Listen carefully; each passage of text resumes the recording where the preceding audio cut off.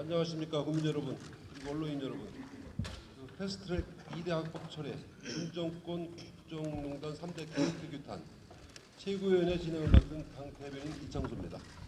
오늘 최고위원회 회의는 거대한 게이트를 감추기 위한 공수처법과 국민표 강탈법인 연동형 비례대표 선거법, 이 두 가지 악법의 날치기를 막아내기 위해 국민들께 우리의 결연한 의지를 밝히고 힘을 모아주실 것을 간곡히 호소하는 자리입니다. 지금부터 최고위원회 회의를 시작하도록 하겠습니다. 먼저 국민의를 하겠습니다. 모두 일어나서 우측에 있는 국기를 향해 주시기 바랍니다. 국기에 대한 견해. 바로 이하의식은 생략하겠습니다. 모두 자리에 앉아 주십시오.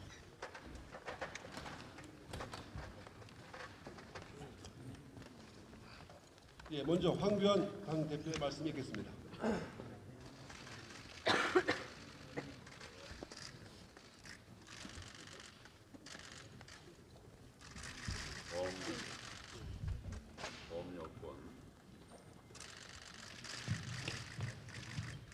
범여권 정당들의 연동형 비례대표제 협상이 우리 헌정사상 가장 추한 야합 막장 드라마가 되고 있습니다.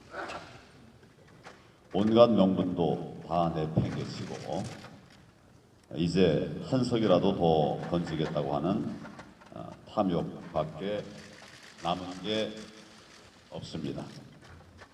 군소정당들이 차기 총선에서 살아남기 위해서 민주당으로부터 연동형 비례대표제를 얻고 민주당은 그 대가로 공수처를 얻는 이런 야합입니다. 저들의 숙주 기생 정치가 이 나라의 민주주의를 뿌리부터 흔들고 있습니다. 연동형 비례대표제가 얼마나 터무니없는 것인지는 내년 4월 15일에 우리 국민들께서 투표 용지를 받아들게 되면 바로 아시게 될 것입니다. 준비한 거 있죠? 예. 한번 좀 보십시오. 12월 21일 현재 중앙선관위에 등록된 정당이 모두 무려 34개에 이릅니다. 창당준비위원회 신고를 마친 예비 정당이 다시 16개입니다. 모두 50개입니다. 총 50개의 정당이 이미 창당되었거나 창당 준비 중이라는 말입니다. 만약에 연동형 비례대표제 선거법이 날치기 처리된다면 비례대표 의석 확보를 노리는 비례정당들이 우후 죽순처럼 생겨날 것입니다. 총선 전까지 예상치는 100개 정당이 넘을 수도 있다는 전망이 나오고 있습니다. 이 투표용지를 한번 보십시오. 100개 정당이 만들어져서 선거를 하게 되면 이게 도대체 공정하고 제대로 된 투표가 되겠습니까? 정당 이름 중에도 너무 비슷해서 그거 분별하는데도 힘든 이런 정당들이 마구 나올 것입니다. 지금 이게 현실입니다.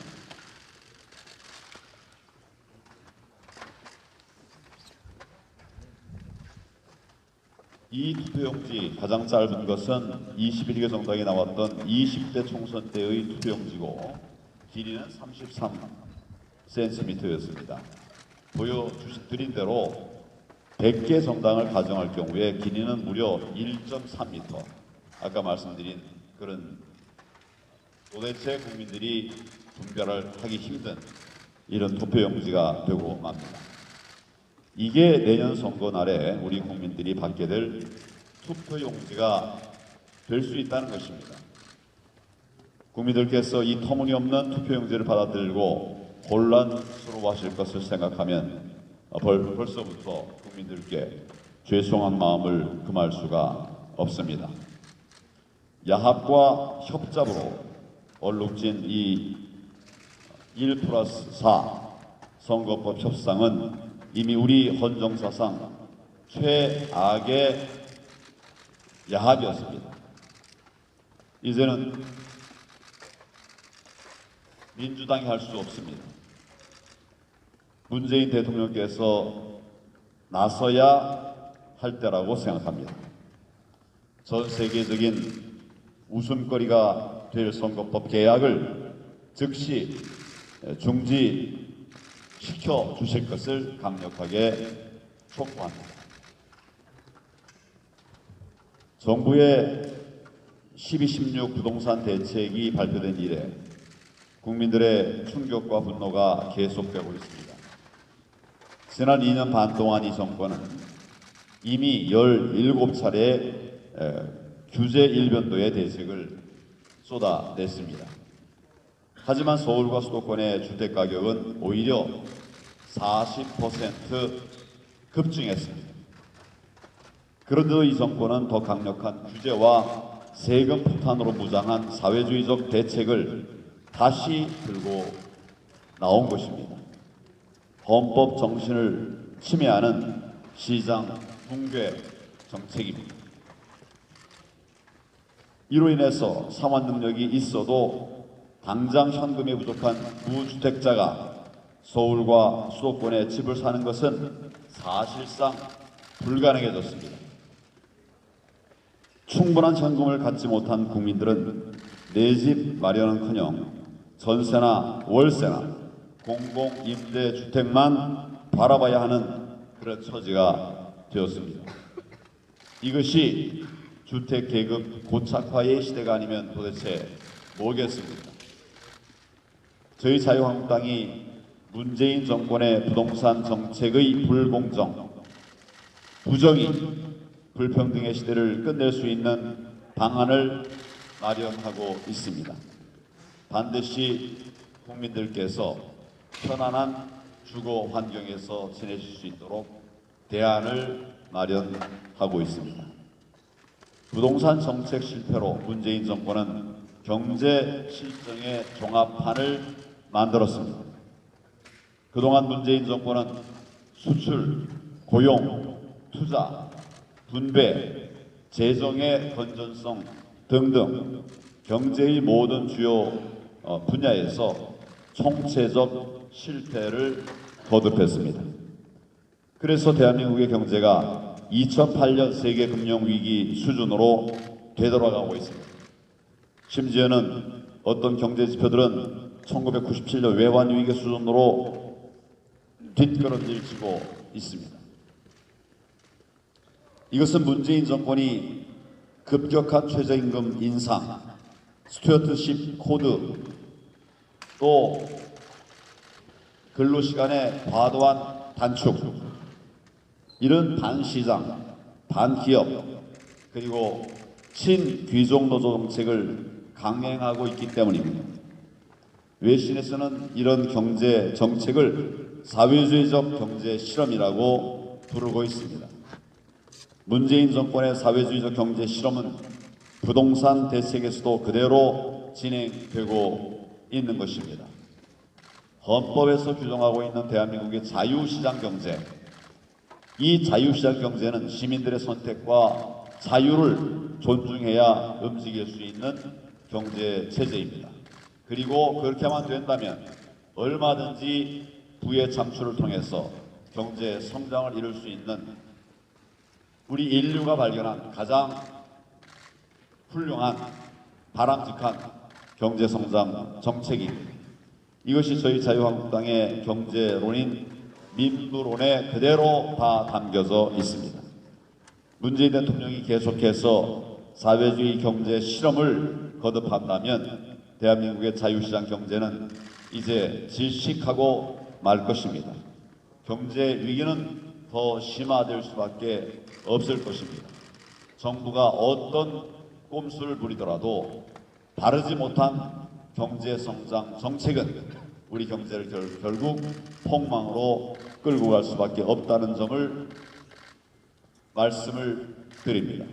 문재인 대통령이 경제 위기를 자초한 불행한 대통령으로 남지 않도록 곧바로 경제 대전환을 통해서 나라를 살리고 경제를 살리고 인생을 되살리는 그런 큰 결단을 해줄 것을 강력하게 촉구합니다. 감사합니다. 예, 다음으로 심재철 원내대표의 말씀 있겠습니다.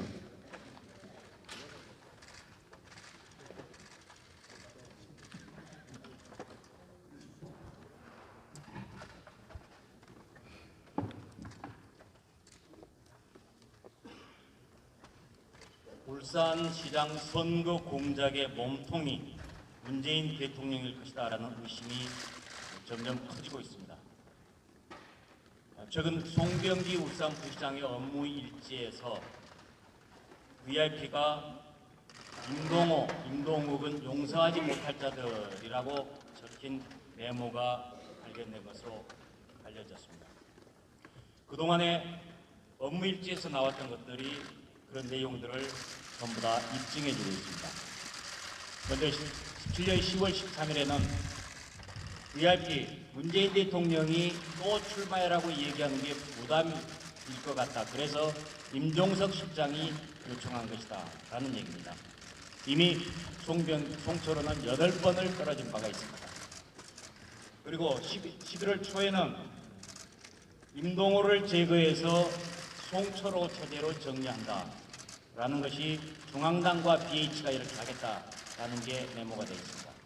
세 번째로는 17년 10월에서 11월 사이에 되어 있는 것으로 보이는데 바로 임동호, 임동욱 용서하지 못할 자다. 누가? VIP가. 임동욱은 임동호의 친동생입니다. 그리고 이어서 재작년 말에서 작년 초에는 당내 경선에서는 송철호가 임동호보다 훨씬 더 불리하다라는 얘기들이 나옵니다.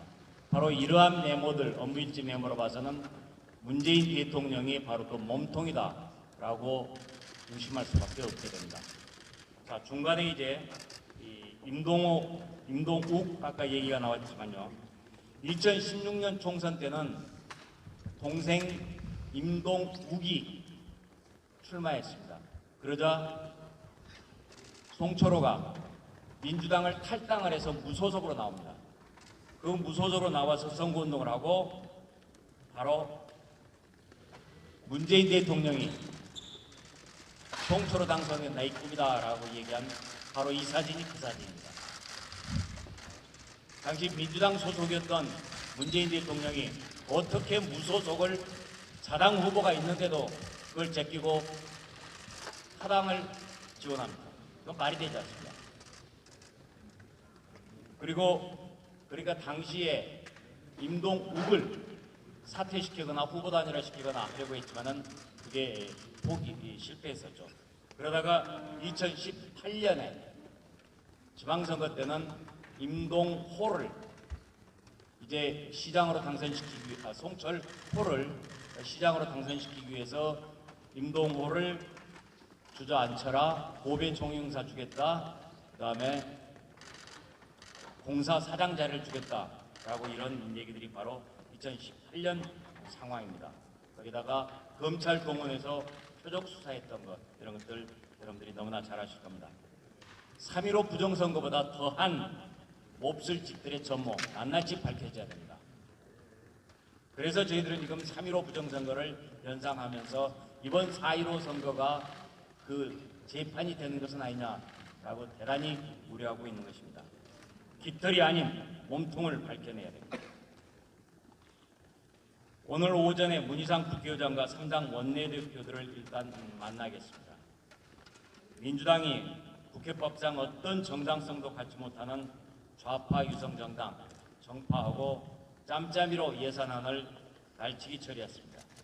이에 대해서 문희상 의장과 민주당이 도대체 어떻게 생각하는지, 무슨 말을 하는지 들어보겠습니다. 국민들이 내막도 전혀 알 수 없는 예산안을 날치기 하고 그 법적 근거가 되는 예산 부수 법안들은 처리하지 않았습니다. 이 같은 비정상과 불법에 대해서 과연 이것이 잘못인지, 잘못을 인정하는지 보겠습니다. 문재인 대통령은 예산 부수 법안 처리가 시급하다라면서 사상 초유의 일이라고 말했습니다. 그렇습니다. 예산 부수 법안들을 처리하고 난 다음에 예산안을 처리했던 것이 지금까지의 오랜 관례고 올바른 순서입니다. 그러나 이것을 뒤집은 것 바로 사상 초유입니다. 민주당 출신 문희상 국회의장이 그 사상 초유의 주인공입니다. 민주당과 2, 3, 4중대가 바르고 행동대원들이었습니다. 문 대통령은 유체이탈 화법을 이번에도 늘어놓았습니다. 사상 초유의 일을 하니요.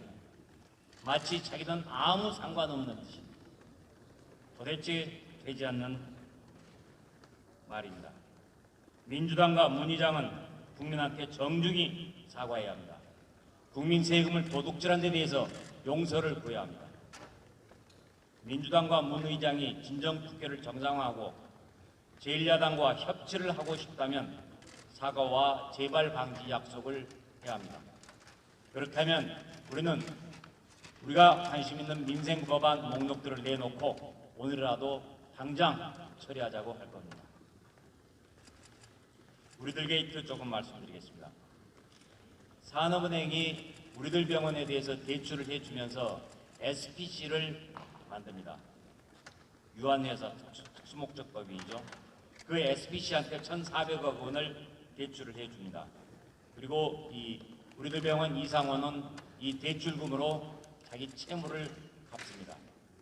그런데 산업은행 관계자가 최근 저희 의원실에 찾아와서 얘기해 주는 것은 이상호 원장이 갚은 액수는 1,005억입니다. 그러면 395억이 지금 필요한데 여기에서 이제 상환 수수료 등 여러 가지 비용이 36억에서 37억 정도 된다고 합니다. 그리고 이상호 원장이 신혜선 씨 재판에 증인으로 출석해서 부채 액수가 한 1,000억 정도다라고 얘기를 한 바 있습니다.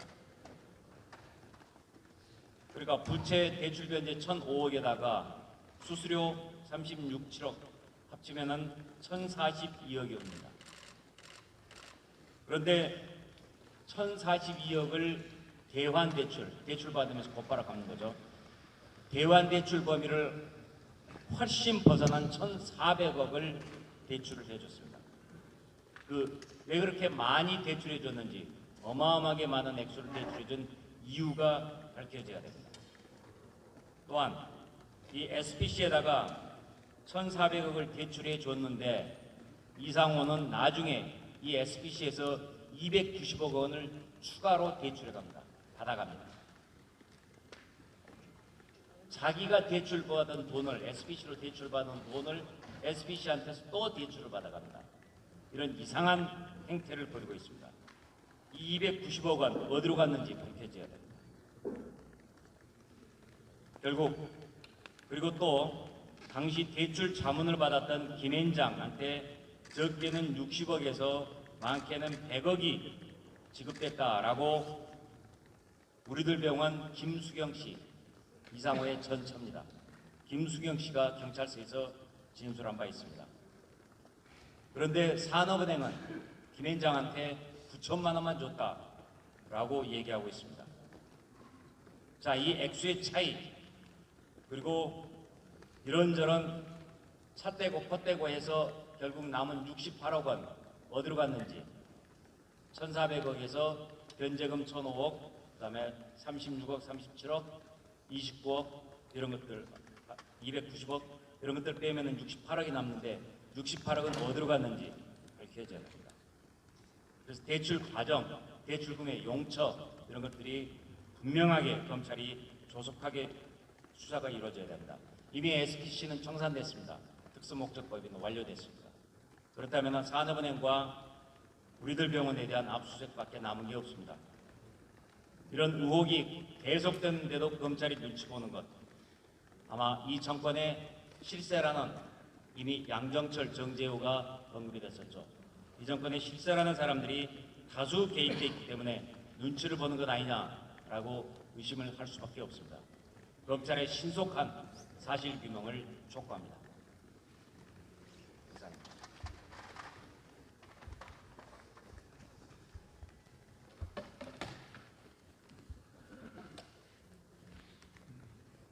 네, 이어서 조경태 최고위원의 말씀이 있겠습니다.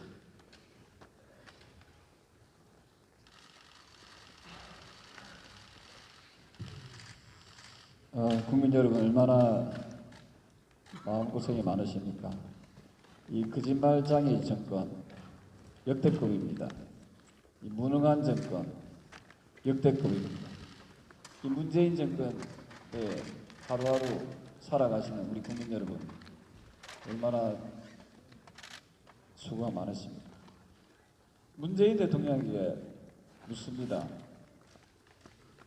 본인이 항상 입으로 말했던 적폐청산 이야기는 지금 왜 안 합니까?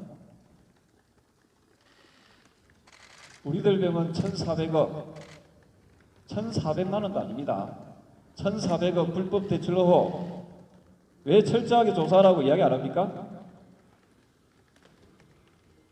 그리고 3.15 부정선거 이후에 그리고 문민정부 민주주의가 정착된 이후에 행정부가 청와대가 직접 개입해서 부정선거를 획책한 경우가 있었습니까? 이거 적폐 아닙니까? 왜 철저하게 조사하라고 검찰한테 지시하지 않습니까? 이렇게 대통령이 이중적이고 편파적이고 부도덕하니까 국민들이 사는 게 힘듭니다. 그리고 소위 말해서 입법부라고 하는 국회 꼬라지 보십시오. 여당은 더불어민주당은 청와대 거수기 노릇을 하고 있습니다. 여러분들이 왜 국회의원 하려고 합니까? 청와대 말 한마디 못하고 눈치나 보고 국회의장부터 초등학교 수준도 안 됩니다. 저항할 줄 모르고 여러분들 민주주의를 위해서 무슨 투쟁을 했습니까? 권력에 아부하고 권력에 굴복하려고 민주주의에 투쟁했습니까?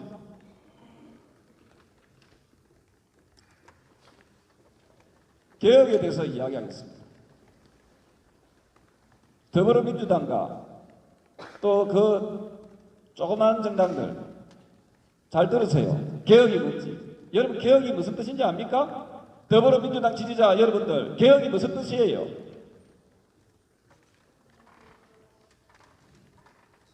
다산 정약용 선생은 이런 말을 합니다. 사상의 요체는 개혁이다. 왜 실학파 실용주의자 다산 정약용 선생이 그런 말을 했을까요? 그 전라도 강진에 가면 그렇게 또 써붙여 있습니다. 개혁이라는 것은 결국은 국민의 마음을 편안하게 하고 편리하게 하는 게 그 개혁입니다. 선거제도로 다시 돌아가겠습니다. 우리 국민들께서 어떤 요구를 하고 있습니까? 국회의원 수 너무 많다. 국회의원 수 줄이라. 국민의 마음을 편안하게 하는 것이 그 개혁이다. 그런데 그 작당하는 정당들이 제1야당의 그 개혁안을 무시하고 너희들끼리 마음대로 조작하고 호도하고 왜곡하고 무시하는 그게 개혁입니까? 더불어민주당 지지자 여러분들께 묻겠습니다. 국회의원 수를 줄이는 것이 개혁입니까? 지금처럼 하는 게 개혁입니까? 그래서 자유한국당은 비례대표 없애고 국회의원 수 30석 줄이겠다.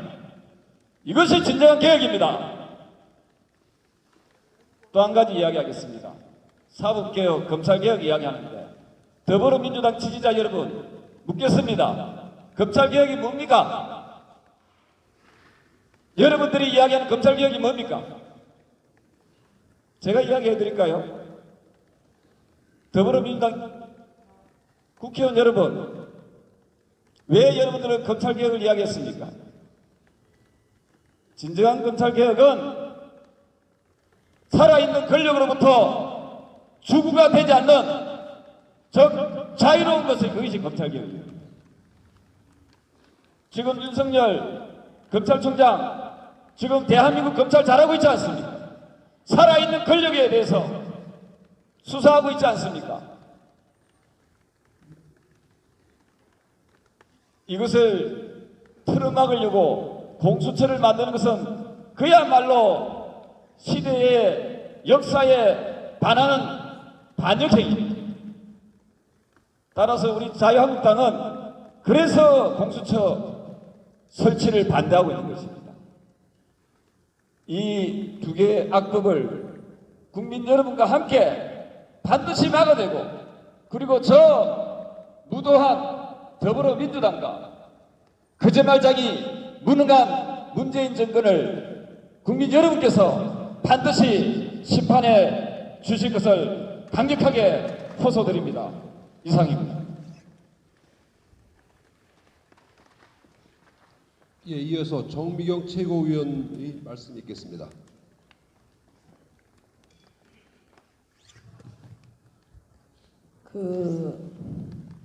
지금 경제부처에서 대한민국 경제가 궤도를 이탈하고 있다, 이탈했다, 뭐 이런 얘기들이 지금 나오고 있는 판국에 문재인 대통령이 이렇게 얘기를 하셨습니다. 우리 경제가 올바른 방향으로 가고 있다, 옳은 방향으로 가고 있다, 전진하고 있다. 그래서 제가 문재인 대통령의 그 황당함은 뭐 여러 국면에서 지금 다 나오고 있는데요.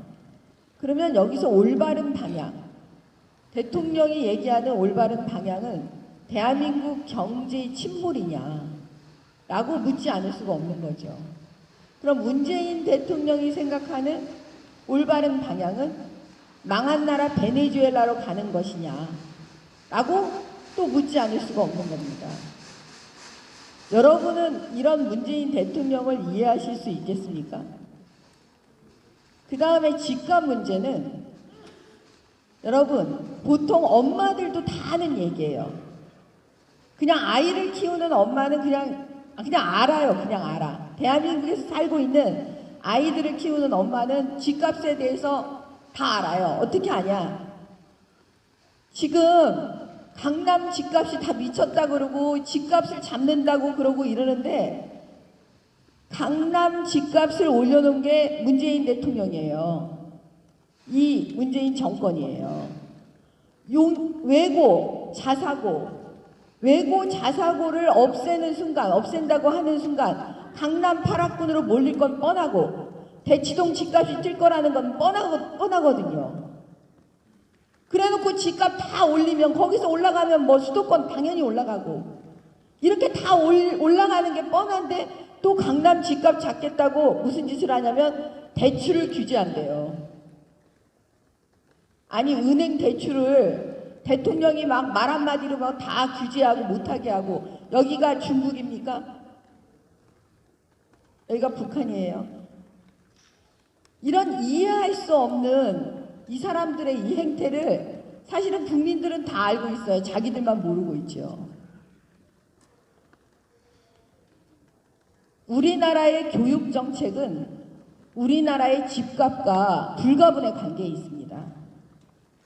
근데 이거를 모르는 건지 모른 척 하는 건지 아니면 망한 베네수엘라 따라가려고 다 망하게 만드는 것인지 모르겠지만 지금 엉뚱한 데서 자기네가 망쳐놓고 엉뚱한 데서 방법을 막 찾고 있는 문재인 정권 정신 좀 차리세요. 왜냐하면 국민들이 다 지금 못 살겠다고 하고 있습니다.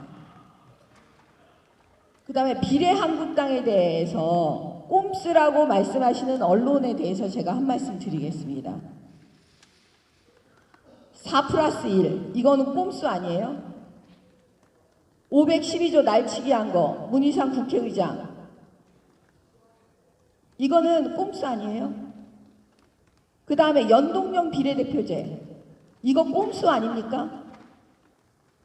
위헌 아니에요? 불법 아니에요? 결국은 자기네들 금배지 숫자를 얼마나 늘리느냐 이거 고민하면서 만든 작전이잖아요. 이거 다 꼼수잖아요. 이 꼼수에 대해서 그러면 위헌적인 거, 불법적인 걸 어떻게 하든지 막아보려고 자구책으로 만들어낸 게 꼼수입니까?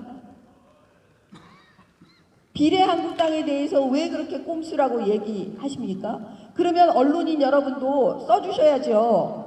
4+1의 꼼수에 대해서 얘기하셔야지. 연동형 비례대표제에 대해서 꼼수라고 얘기하셔야지. 집권 여당의 품격에 대해서 말씀해 주셔야지요. 그래서 지금 언론에 대한 불신이 팽배하고 있는 겁니다. 우리 국민들께서 이제 텔레비전 안 본다는 얘기는 거의 뭐 일상화되어 있습니다. 왜 이러시겠습니까? 그래서 제가 진짜 잘 생각해 보셔야 돼요. 우리 언론에 대해서. 왜냐? 이게 자꾸 반복이 되면 어떤 일이 벌어지냐면 결국 국민들이 방송과 언론을 그냥 손을 놓아버립니다. 국민들이 방송과 언론을 손을 놓아버리면 어떻게 되겠습니까? 그 다음은 여러분께서 더 잘 아시지 않겠습니까? 힘이 사라지는 겁니다. 언론의 힘이 사라지는 겁니다. 이상입니다. 예, 이어서 김순례 최고위원의 말씀 읽겠습니다.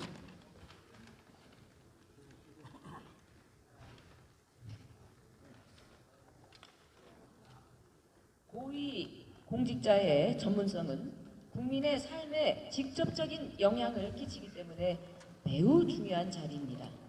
고위공직자에게 윤리의식은 국민이 주신 세금을 급여를 받고 권력을 행사하는 자리이기 때문에 그 어떤 가치보다도 우선되어야만 합니다. 하지만 문재인 정부에게 공직은 충성의 대가일 뿐입니다.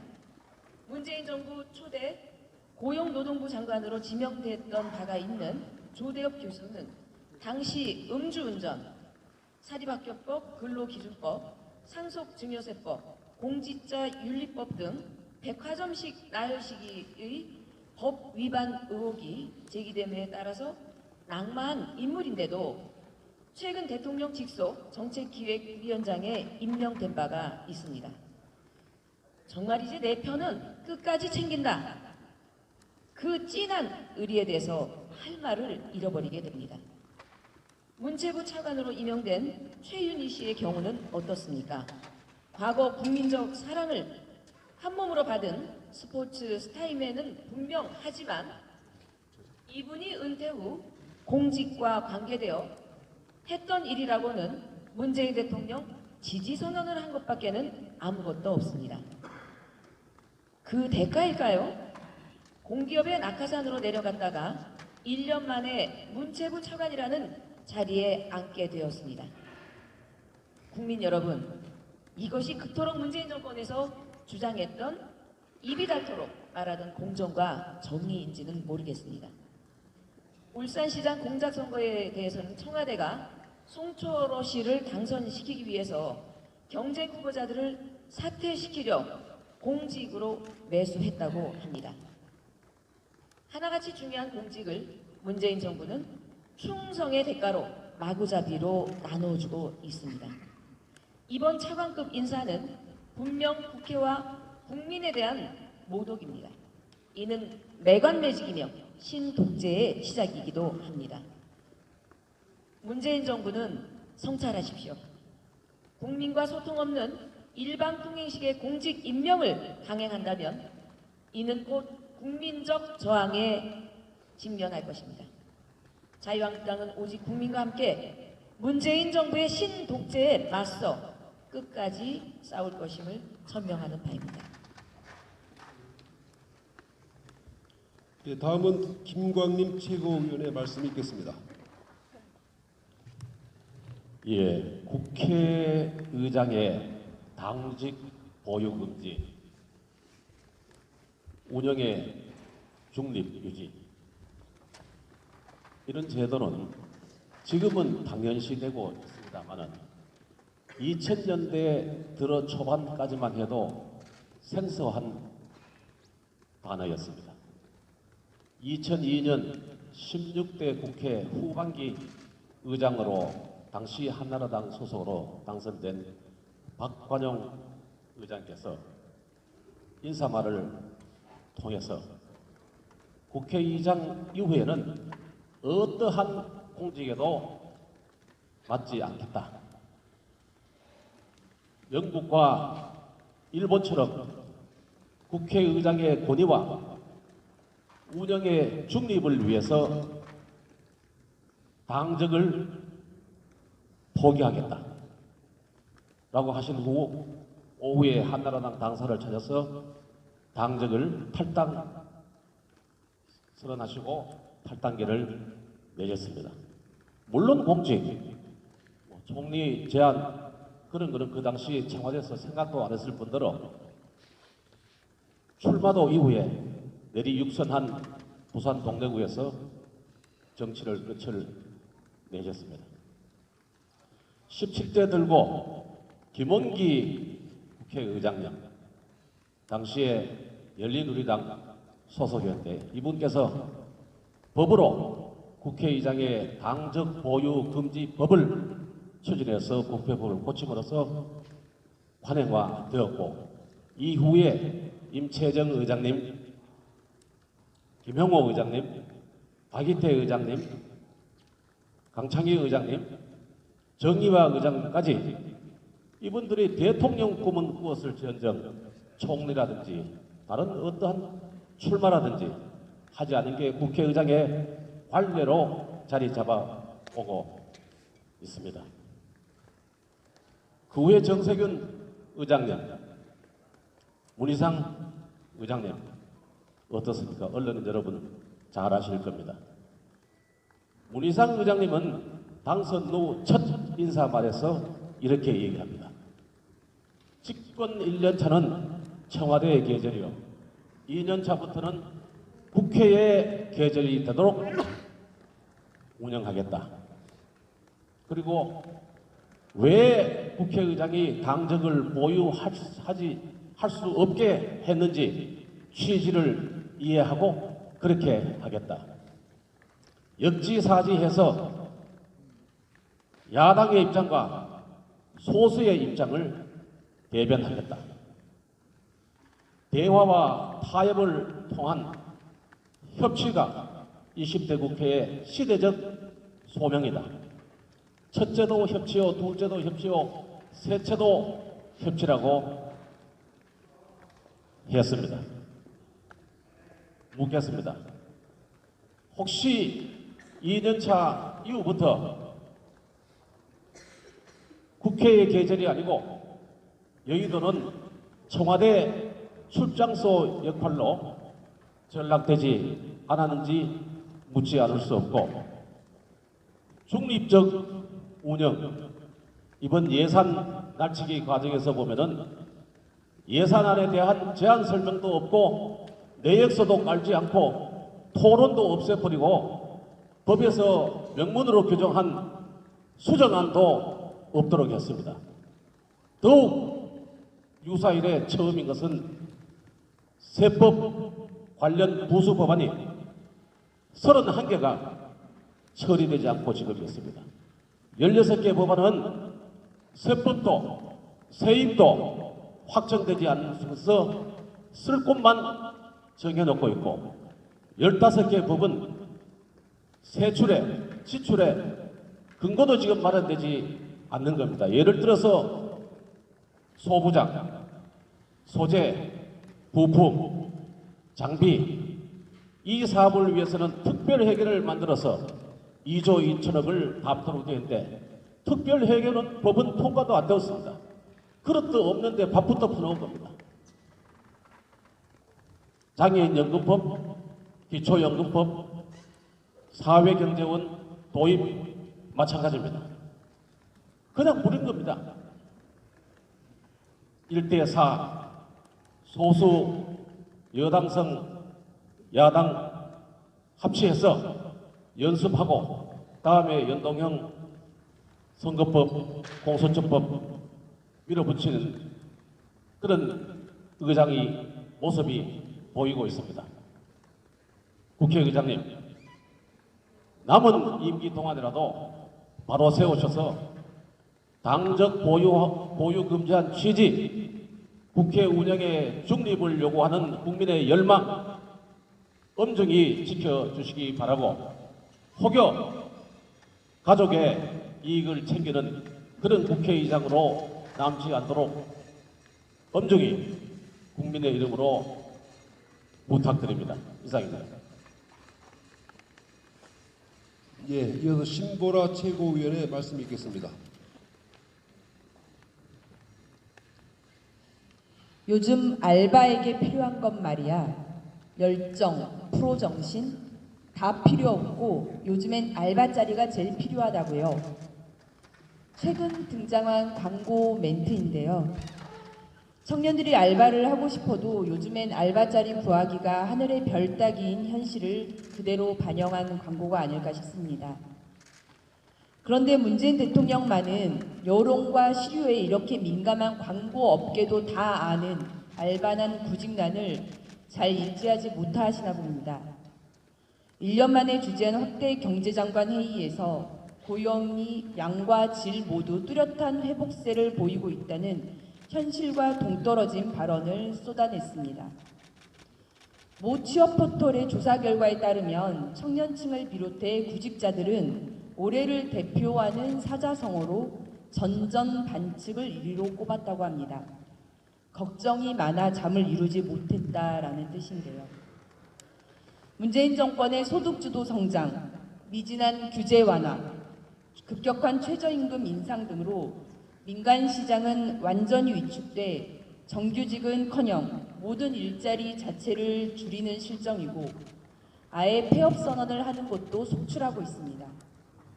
제발 대통령이 공공 일자리로 부풀려진 통계 환상에 빠지지 말고 현실을 제대로 좀 직시하길 부탁드립니다.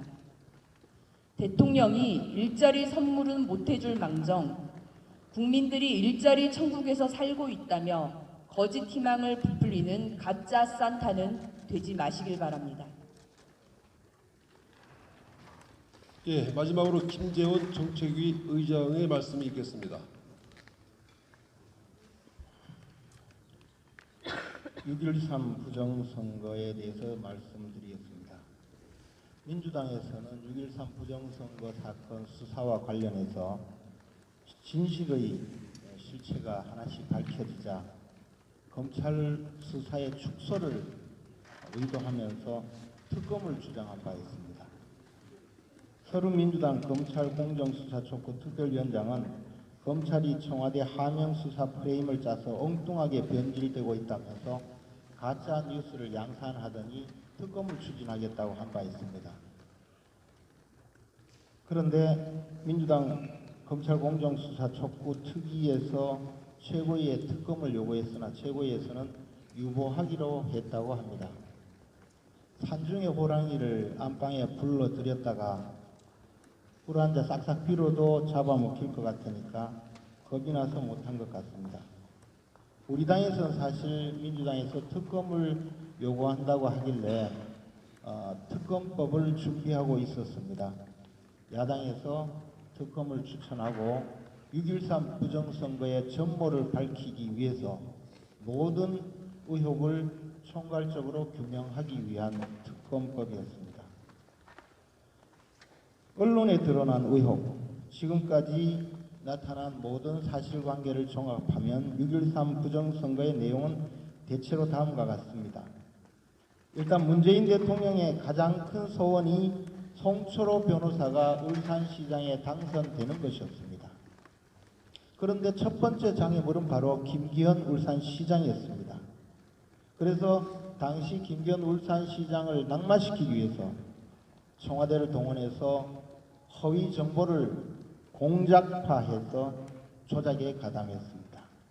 그리고 나서 희대의 정치경찰 황운하를 시켜서 하명 수사를 자행했습니다. 그 결과가 어떻게 된 것인지는 이미 드러난 바 있습니다.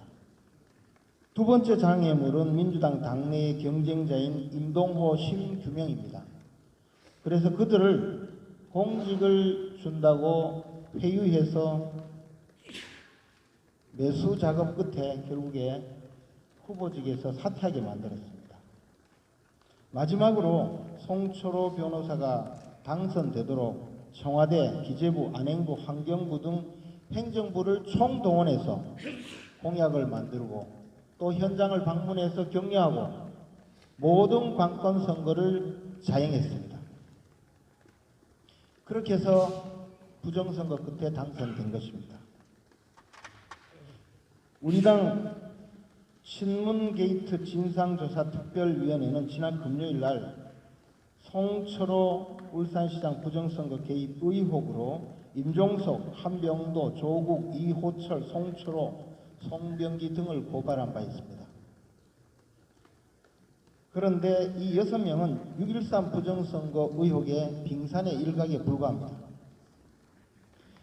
경찰의 수사력을 총동원해서 하명 수사를 하도록 하고 청와대 핵심 실세를 배치해서 행정부를 진두지휘하게 하고 부정선거 의혹 조사를 막기 위해서 검찰을 장악하고 이 4단계의 시나리오를 완성시킬 수 있는 사람은 대한민국에 딱 한 분밖에 계시지 않습니다. 이제 그분이 드러나야 할 때라고 봅니다.